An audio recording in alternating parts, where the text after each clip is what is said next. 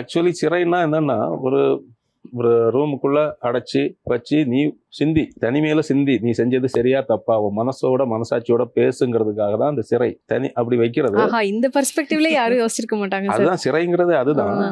ஆனா இப்ப உள்ள போறவன் வரும்போது அதோட பெரிய கிரிமினலா வரும். ஏன்னா உள்ளேயே நிறைய பிரச்சனைகள் நடக்குது. அவன் அதாவது தான் ஒரு தப்பு செய்யணும்னா பக்கத்துல உள்ளவங்க அதை உணர வைக்கணும். அப்படிப்பட்ட ஒரு நண்பனோ இல்லாட தோழியோ அமையணும். இல்ல தன்னைத்தானே உணரணும் இல்லையா? நான் ஒரு தப்பு செஞ்சுட்டேன்னு நானே தனியா உணர்ந்தாதான். அது ஒரு ஸ்பிரிச்சுவல் ஒரு சீக்கிங் இருந்தாதான் உணர்வாங்க. அது இல்லாதவங்க பக்கத்துல உள்ளவங்க சொல்லி அது உணர்வாங்க. ரஸ்கல் அந்த குற்றமே தண்டனையில அந்த கிரைம் அண்ட் பனிஷ்மெண்ட்ல அந்த இவனுக்கு அது இருந்தாலும் அந்த குற்ற உணர்ச்சி உணர்ந்தாலும் அதை இன்னும் கொஞ்சம் உணர வைக்கிறது அந்த சோஃபியாங்கிற கேரக்டர். நம்ம படத்துல விக்டர் மகாதேவ்ங்கிற ஒரு கேரக்டர்.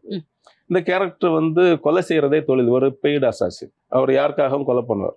ஒரு கார்பரேட் லெவல்ல ஒரு அசாசின், நிஞ்சா அசாசின் போல ஒரு இங்க நம்ம இந்தியாவில் லோக்கல் லெவல்ல ஒரு பெய்டு அசாசின். இவரு கொலை செய்யறதே தொழில். அதுக்கு ஒரு பிலாசபி, தனக்கு நியாயமா ஒரு பிலாசபியும் வச்சுப்பார்.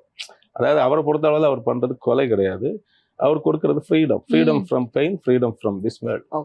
அப்படிதான் அவர் நினைச்சுதான் ஒவ்வொருத்தரையும் கொலை பண்றாரு. அப்படி ஒரு கொலை செஞ்சுட்டு இருக்கும்போது ஒரு சாட்சி உருவாகுது. அந்த சாட்சியை அழிக்க காட்டுக்குள்ள வரும்போதுதான் இந்த ஆண்ட்ரியாங்கிற கேரக்டர் உள்ள வரும்.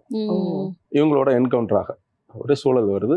அங்கிருந்து அந்த கதை ஒரு கேட் அண்ட் மவுஸ் போல ஒரு சர்வைவல் த்ரில்லர் போல அப்படி போகுது.